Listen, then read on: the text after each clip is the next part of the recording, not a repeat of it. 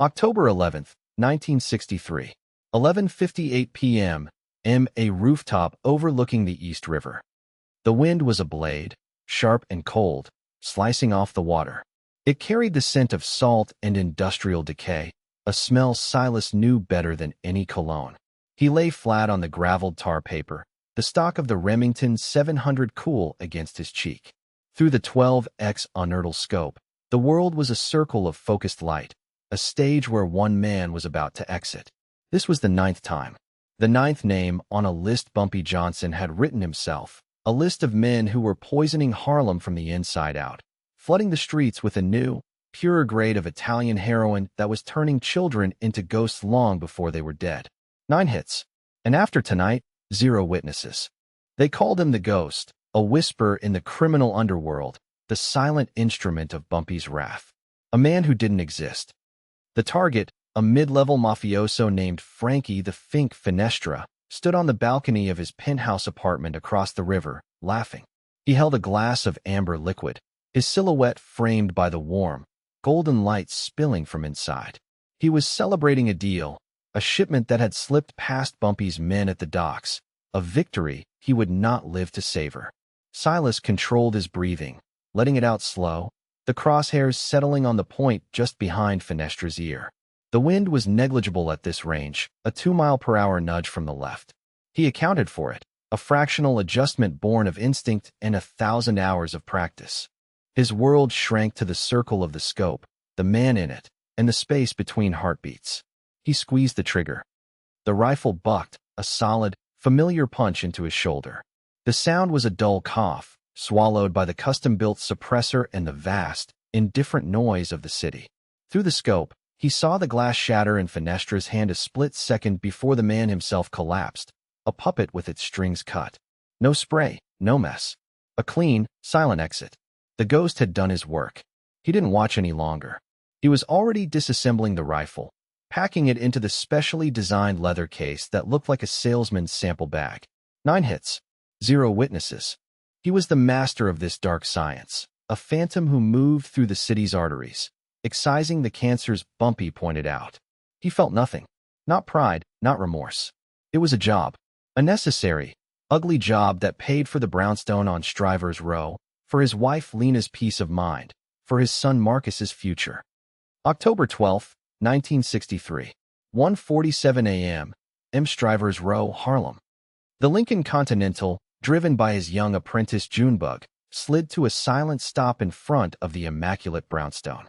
The street was quiet, respectable, a world away from the rooftops and back alleys Silas inhabited. This was the reason for all of it. This house. This life.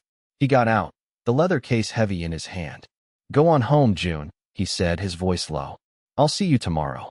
Junebug nodded, his eyes wide with the mixture of fear and reverence he always showed Silas. Night, Ghost. Silas hated the name here. Here, he wasn't the Ghost. He was Silas, husband to Lena, father to Marcus. He walked up the stoop, the iron gate sighing open under his hand. He let himself in, the familiar scent of lemon polish and Lena's rosewater perfume a comfort. But the comfort was instantly shattered. The lights were all on, casting long, anxious shadows down the hallway. And Lena was standing in the archway to the living room, her face a mask of sleepless terror. "He's not home," she said, her voice thin and brittle, on the verge of breaking. "Silas, he's still not home." The cold from the river, which had left him moments ago, returned with a vengeance, seeping deep into his bones. "Marcus, their 17-year-old son. He was supposed to have been home from a friend's house 2 days ago." At first, Lena had been annoyed, then worried. Now, she was frantic. Silas had been distracted, focused on the 9th hit, assuring her Marcus was just being a teenager, testing his boundaries. "He didn't call," Lena whispered, wringing her hands. "I went by James's house. His mother said Marcus left 2 nights ago. He told James he was meeting someone. He never came back." Silas set the leather case down by the door. The weight of it suddenly felt obscene. The tool of his trade, the source of his power, was a useless lump of metal and wood in the face of this. The city he commanded, the network of informants and enforcers he could activate with a single phone call, all of it meant nothing when the abyss was his own son's empty room. He walked to Lena, putting his hands on her shoulders. They were trembling. "I'll find him," he said, the words feeling hollow and false even to him. "I'll find him, Lena." But as he looked into her eyes, he saw the reflection of a fear that had been gnawing at him for months. The new poison was everywhere. He saw it in the vacant eyes of kids on the corners, in the hushed whispers of mothers in the market. He and Bumpy were fighting a war to keep it contained, to push back the tide. But the tide was relentless. It seeped under doors and through cracks. And Silas, the man who could silence a mafioso from 1,000 yards away, was suddenly terrified that the tide had washed over his own threshold and pulled his son out to sea. His empire of silence and death was built to protect this house, this family. And it had failed. October 12, 1963, 3:12 a.m., in the Lenox Lounge, back office. The lounge was closed, the air thick with the ghosts of stale smoke and spilled liquor. Bumpy Johnson sat behind his massive mahogany desk, a single lamp illuminating the deep lines on his face. He was counting money, but his movements were mechanical, his mind elsewhere. He looked up as Silas entered, and the practiced mask of the kingpin fell away, replaced by the weary concern of an old friend. He saw the look on Silas's face and pushed the stacks of cash aside. "What is it?" Bumpy's voice was a low rumble. Silas didn't sit. He stood before the desk like a defendant before a judge. The control, the icy calm that defined him, had evaporated. "It's Marcus," he said, and his voice cracked on his son's name. It was a sound Bumpy had never heard from him. "He's gone, Bumpy. Been 2 days. Lena's losing her mind. I think it's the junk." The word hung in the air between them. The junk. The enemy. The product peddled by men like Frankie Finestra, the very reason for the 9 silent assassinations. The irony was so cruel, so suffocating, Silas could barely breathe. He, the chief executioner in Bumpy's war on heroin, might have a junkie for a son. Bumpy's face hardened, but his eyes were filled with a deep, sorrowful understanding. He had daughters. He knew this fear. He watched as Silas, the invincible ghost, leaned a hand against the wall to steady himself. The hand was shaking. "I kill these men," Silas whispered, his voice raw with a self-loathing that was terrifying to witness. "I wipe them from the earth to keep this poison away from our people, away from our kids. And it's in my house. It might have my son." "What was it all for, Bumpy?" "The money, the power, all of it." Bumpy stood up and walked around the desk. He put a hand on Silas's shoulder, a rare gesture of physical comfort. "It was to have the power to fight back when this happens," he said, his tone firm, pulling Silas back from the edge. "You're not just a father, Silas. You're the ghost. We'll use that. We'll use all of it. We'll turn this whole city upside down until we find him." He turned to the phone on his desk. His movements were now precise, full of purpose. He began to dial. "Get Junebug. Get every man we have. Wake them up. Tell them what we're looking for. A 17-year-old boy. My godson." Just then, the back door opened and one of Bumpy's runners, a kid named Spider, rushed in, out of breath. "Mr. Johnson, Mr. Ghost, a call just came in from one of the guys at the precinct. They found a kid. Overdosed. In an alley off 125th. Matched the description you sent out." The world tilted under Silas's feet. The air rushed from his lungs. Bumpy grabbed his arm, holding him steady. "Where?" Bumpy demanded. "The city morgue," Spider stammered. "They just took him. October 12, 1963. 4:38 a.m. in Manhattan Municipal Morgue." The smell hit him first. A sterile, chemical coldness that couldn't quite mask the underlying scent of decay. A bored attendant led them through a set of swinging doors into a room of refrigerated steel lockers. Silas's heart hammered against his ribs, each bead a nail being driven into his chest. Bumpy was beside him, a silent, imposing presence. The attendant pulled out a long, sliding slab. A white sheet covered a small form. "Name's John Doe," the attendant said, his voice devoid of emotion. "Found about an hour ago. Needle still in his arm." Silas couldn't move. He couldn't breathe. This was it. The end of the line. The price for his life of violence. Bumpy gave him a sharp look. "Look, Silas. You have to be sure." With a hand that felt like it belonged to a stranger, Silas reached out and took a corner of the sheet. He pulled it back. The face under the sheet was young, gaunt, and tragically vacant. But it wasn't Marcus. The boy had blonde hair, matted with grime, and the pale, freckled skin of an Irish kid from Hell's Kitchen. He was a stranger. A wave of relief so powerful it almost brought Silas to his knees washed over him, hot and dizzying. It was a selfish, shameful relief. This was still someone's son, but he wasn't his son. The relief lasted only a second, immediately consumed by a new, more potent wave of terror. If Marcus wasn't here, dead, then where was he? He was still out there, in the clutches of the city's darkness, getting closer to this fate with every passing second. He turned away from the dead boy, his face a stone mask again, but his eyes were wild. He looked at Bumpy. "He's still out there," Silas said, his voice a low, dangerous growl. "Let's go find him." The desperate search had begun. October 12, 1963, 5:15 a.m., M.A. corner on 116th and Lenox. The Lincoln hadn't even fully stopped when Silas was out, Junebug at his heels. The pre-dawn light was gray and thin, illuminating a small-time pusher named Weasel who was trying to blend into the doorway of a closed pawnshop. Silas didn't bother with pleasantries. He slammed Weasel against the brick wall, his forearm pressing into the man's throat. "My son," Silas snarled, his face inches from Weasel's. "Marcus, 17, light skin, about my height. You seen him?" Weasel's eyes bulged, a mixture of fear and dope sickness. "I ain't seen nobody, ghost, I swear," he rasped. Silas increased the pressure. "The truth, Weasel, or I'll forget you exist. And when I forget you, everybody forgets you." The threat was absolute. To be forgotten by the ghost was to be erased. Weasel's resolve crumbled. Okay, he choked out. Maybe I seen a kid like that. Couple days ago. He was with a cat named Slick. Slick works the tenements over on Amsterdam. He's got a new connect, something strong. Real strong." Silas let him go. Weasel slumped to the ground, gasping for air. Silas was already walking back to the car. "Amsterdam," he said to Junebug. The countdown had started. Every second was a grain of sand slipping through his fingers. October 12, 1963, 1:20 p.m., M.A. Pool Hall on Amsterdam Avenue. The pool hall was a cave of green felt and cigarette smoke. Silas and Junebug moved through it like sharks. They found Slick lining up a shot at a corner table.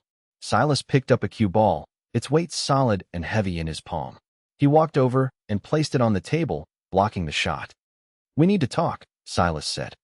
Slick, arrogant and high, sneered. "Get in line, Pops." Silas didn't flinch. His eyes were flat, dead. "Marcus, where is he?" "Never heard of him." Silas's hand moved faster than Slick could track. He grabbed Slick's wrist, the one holding the pool cue, and twisted. There was a sickening crack of bone. Slick screamed, dropping the cue and clutching his broken wrist. The entire pool hall went silent. "Let's try this again," Silas said, his voice dangerously quiet. "You were seen with my son. Where is he?" Tears of pain and shock streamed down Slick's face. "I don't know," he sobbed. "He came looking for a taste. I sold him one. That's it. He wanted more, something better. Said he was going to find the source. People been talking about a new shooting gallery. Top floor of the old Regent tenement. The one that burned out last year. They call it the Skyrise. That's all I know, I swear." Silas let him go. He turned and walked out, Junebug following, leaving Slick whimpering on the floor. The Skyrise. It sounded like the end of the world. Witness testimony. Junebug, recorded 1985. I'd been driving Mr. Silas for 2 years by then. I'd seen him work. I was on lookout for 3 of the 9 hits. I saw him take a man's soul from a rooftop a mile away and then pack up his gear like he was coming home from the office. I thought he was made of something else. Not stone, not ice, just something empty. A ghost. That's why the name fit. But that day, searching for Marcus, I saw the man. The whole time, in the car, he'd just stare out the window. He wasn't looking at the streets, you know? He was looking through them. He kept touching this little worn-out photo of Marcus he had in his wallet, just rubbing his thumb over the face. I drove him from one dope corner to the next, all day long. Watching him tear through his own world. It was like watching a man clawing at his own skin. He never raised his voice, not really. It was worse than that. It was this low, humming sound. The sound of an engine about to explode. When we got that tip about the Skyrise, he didn't say a word. He just looked at me, and I knew. I'd seen him go to kill people with less hate in his eyes. October 13th, 1963. 9:47 p.m. The Regent Tenement Building. The building was a blackened skeleton, a casualty of arson and neglect.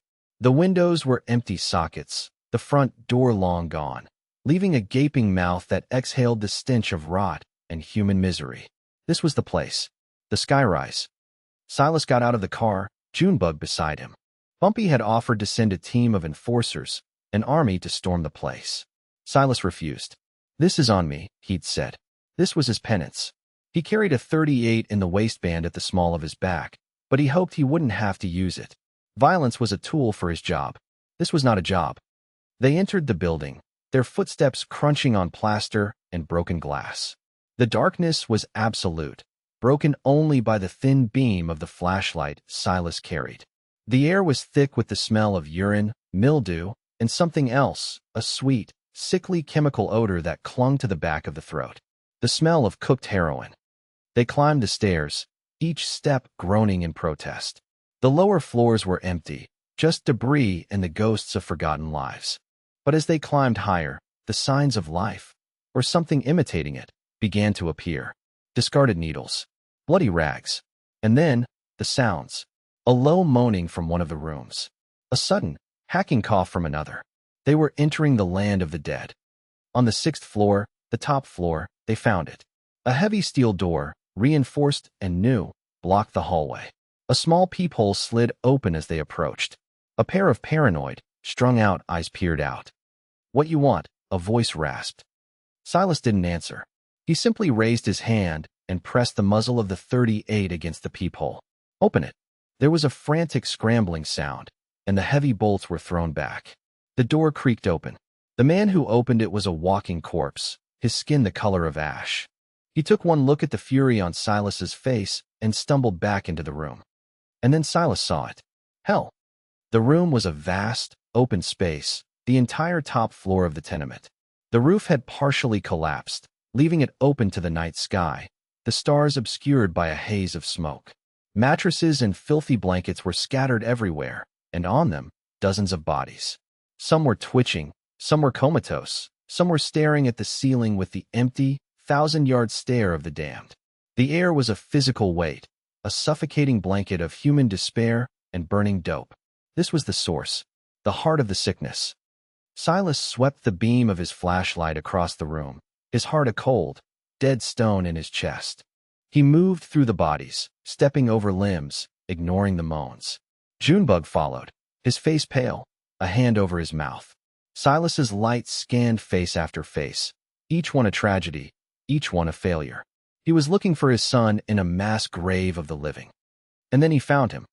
In a far corner, curled in a fetal position on a stained, bare mattress, was a boy. He was skeletal. His skin was sallow, his lips cracked and blue. His arms, thin as sticks, were a horrific roadmap of bruises and track marks, some fresh, some old and infected.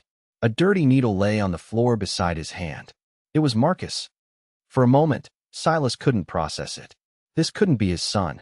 Not the boy who played stickball in the street, the boy who aced his history exams, the boy who had his mother's smile.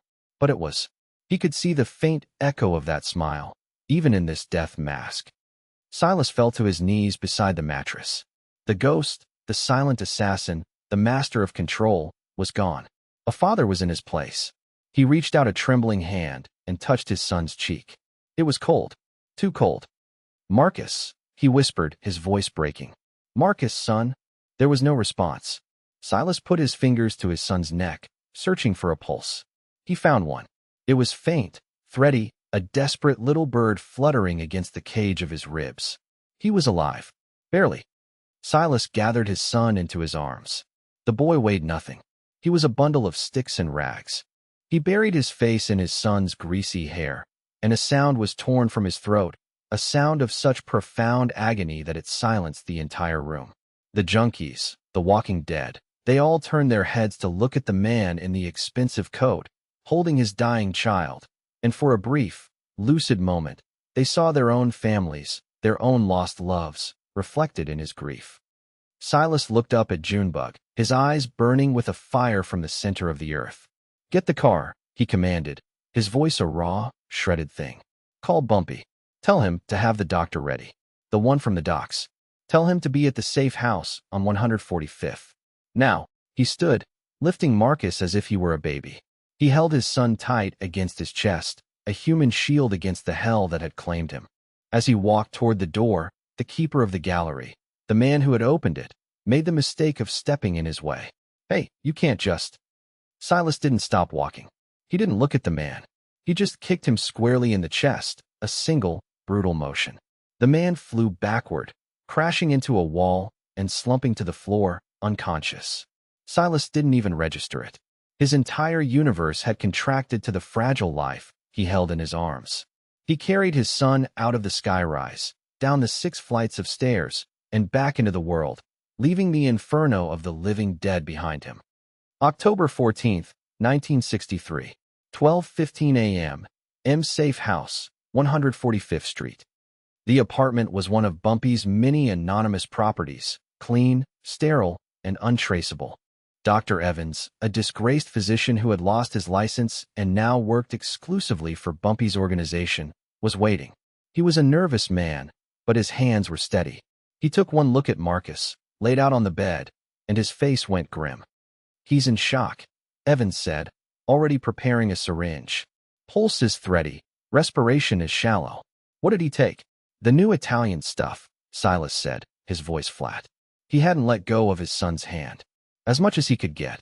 Evans injected a stimulant into Marcus's arm. This should stabilize his heart. But the worst is yet to come. When the drug wears off, the withdrawal is going to be hell. Pure, unadulterated hell. He'll need to be restrained. No, Silas said, his voice leaving no room for argument. I'll hold him. For the next 3 days, Silas did not leave the room. The world outside ceased to exist. The ninth hit, Bumpy's empire, the streets of Harlem. It was all meaningless noise. His life was this room, this bed, and the tormented body of his son. The withdrawal began on the first day. It was a storm, a hurricane of pain that ripped through Marcus's frail body. October 14th, 1963, 8 p.m. The screaming started. It wasn't a human sound. It was the sound of a soul being flayed. Marcus thrashed on the bed, his eyes wide with a terror that saw things in the room that weren't there. Get him off me, he shrieked, clawing at his own skin. They're crawling on me. Silas grabbed his son's hands, holding them tight. I'm here, Marcus, he said, his voice a low, steady anchor in the storm. It's just me. It's your pop. I'm right here. They're not real. Marcus fought him, his drug-starved body possessing a terrifying, wiry strength. He bucked and twisted, but Silas held on, his own muscles screaming in protest. He was no longer the ghost. He was a wall, a shield, an immovable object against the horrors consuming his son. October 15th, 1963, 4:30 a.m. The fever came, and with it, the vomiting. Marcus's body convulsed, expelling a foul, watery bile. He was too weak to even lift his head. Silas held him, turning him on his side, cleaning his face with a cool, damp cloth. He stripped the soiled sheets and replaced them, his movements efficient and tender. Junebug stood in the doorway, a silent witness, holding a tray with a bowl of broth Silas wouldn't touch and a cup of coffee he wouldn't drink. He saw Silas whispering to Marcus, who was now shivering uncontrollably, his teeth chattering. It's okay, son. You just gotta fight. You gotta fight through it. I'm not leaving you. I'm right here, witness testimony. Junebug, recorded 1985. Dr. Evans wanted to tie him to the bed. Said it was for his own good. Mr. Silas looked at him, and he said, you touch him with those straps, and I'll break both your arms. The doc just backed away. So for 3 days, Mr. Silas was the restraint. He held Marcus through the shaking, the screaming, the filth. He didn't sleep. He didn't eat. He just held on. There was this one moment, middle of the second night. Marcus was crying. Not screaming, but crying like a little kid who's lost his mama in the store. He was begging for a fix. Just a taste. He said, please, Pop, I'm dying, and Mr. Silas, he started crying too. Silent. The tears just ran down his face into his collar. And he pulled Marcus closer and said, I know, son. Let it hurt. We'll do it together. I swear to God. In that filthy little room, I saw something holy. I saw a man paying for his sins by taking on his sons. He was washing him clean with his own pain. October 16th, 1963. 11 p.m. M. On the third night, the storm broke. Marcus fell into a deep, exhausted sleep. His breathing was even, his fever gone. He was still terrifyingly thin, a ghost of his former self, but he was sleeping. Truly sleeping. Silas sat in a chair by the bed, watching the slow rise and fall of his son's chest. He hadn't slept in 72 hours. His body ached, his mind was a frayed wire, but he felt a profound, gut-wrenching calm. He had walked through hell with his son and brought him back. Bumpy came in, moving quietly. He looked at Marcus, then at Silas. "He's through the worst of it," Bumpy said. "Evan says he'll make it. But he can't stay here, Silas. The hunger will still be there. The streets will call to him." Silas nodded, too tired to speak. "I made some calls," Bumpy continued. "There's a place. A farm in Kentucky. Not a hospital, not a prison. They work with boys like him. Hard work, clean air. No doctors, no drugs. They break you down and build you back up. It's run by a woman whose son died from this poison. She knows the devil we're fighting. It's expensive, and it's far away." Silas looked at the money Bumpy was laying on the nightstand. Stacks of it. More than enough. It was the money from the docks, from the numbers, from the war that had almost cost him his son. The blood money was now his salvation. "Lena will go with him," Silas said, his voice raspy. "She'll get a place nearby. He needs his mother." "And what about you?" Bumpy asked. "The feds are sniffing around. Hoover's boys.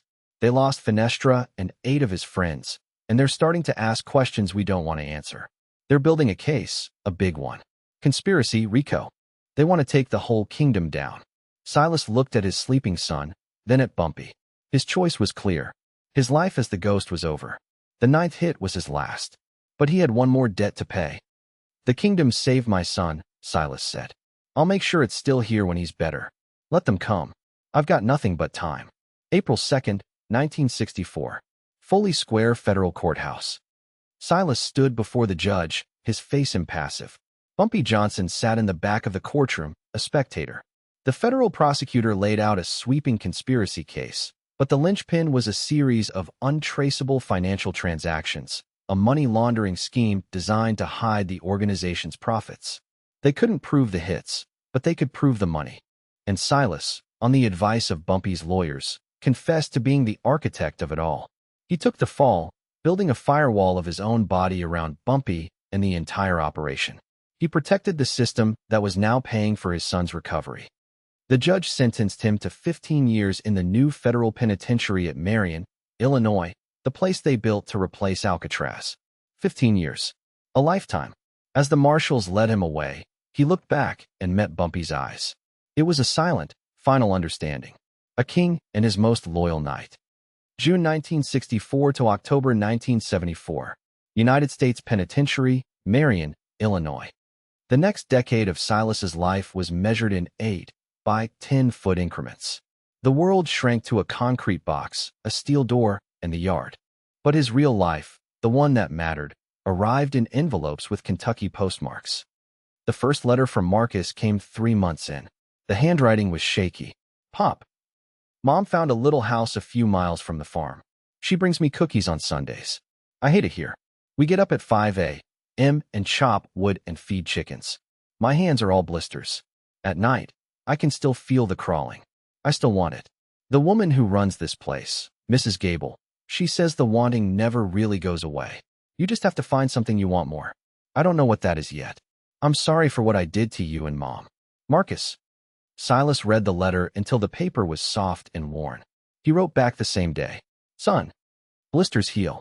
Strong hands are good for building things. You find what you want to build. I'm fine. The food is bad, but I have time to think. You just focus on getting strong. That's all that matters. Pop." The letters became his lifeline. He learned about Marcus's progress through Lena's steady, hopeful correspondence and Marcus's own terse, slowly evolving reports. The years passed. The letters changed. May 1966. A photograph arrived.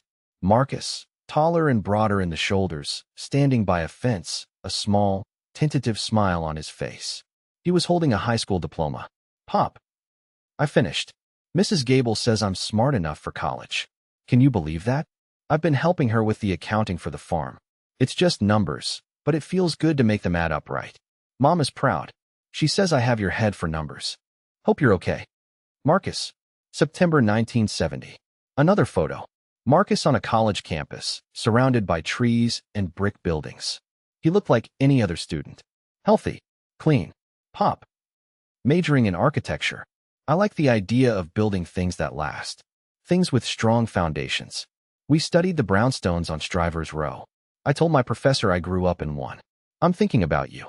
I finally understand what Mrs. Gable meant. About wanting something more. I want a family. I want a house like the one you gave us. I want to be a man you can be proud of. Marcus. Silas held that letter in his cell, the silence of the prison echoing around him. He had spent his life as an instrument of destruction, a man who created widows and orphans. But in this concrete box, he had become a father again. His silent assassinations had bought him power, but his silent incarceration was buying his son a future. The ghost had died in that shooting gallery. A father was being reborn in a federal prison. October 29, 1974. Gates of the Marion Penitentiary. The parole board had granted his release after 10 years and 6 months. For good behavior. The irony wasn't lost on him. He was 55 years old, his black hair now streaked with gray, his face carved with lines the sun had never touched. He walked out of the gates in a cheap prison-issue suit, carrying his life's correspondence in a cardboard box. A black Lincoln Continental, newer but just as immaculate as the old one, was parked by the side of the road. The driver's door opened, and Junebug got out. He was older, heavier, with a confidence in his eyes that hadn't been there before. He ran Bumpy's affairs now. The old king had passed peacefully in his sleep 2 years prior. Mr. Silas, Junebug said, his voice thick with emotion. He took the box from Silas's hands. Welcome home. Silas just nodded, his eyes fixed on the back of the car. The rear door opened. A young man stepped out. He was tall, well-dressed, with his mother's smile and Silas's steady, quiet eyes. He was 27 years old, an architect with a small, successful firm in New York. He was whole. He was healthy. He was alive. Silas's breath caught in his throat. He had seen this man in faded photographs, heard his voice in written words, but to see him here, solid and real, was overwhelming. The young man walked toward him, his expression a mixture of awe, gratitude, and a decade of stored love. He stopped a few feet from Silas. The silence stretched, filled with everything that had been lost and everything that had been found. The mystery man behind Bumpy's silent assassinations, the phantom who had taken 9 lives without a witness, stood before the one life that truly defined him. Marcus stepped forward and wrapped his arms around his father. Pop, he said, his voice firm and clear. Let's go home.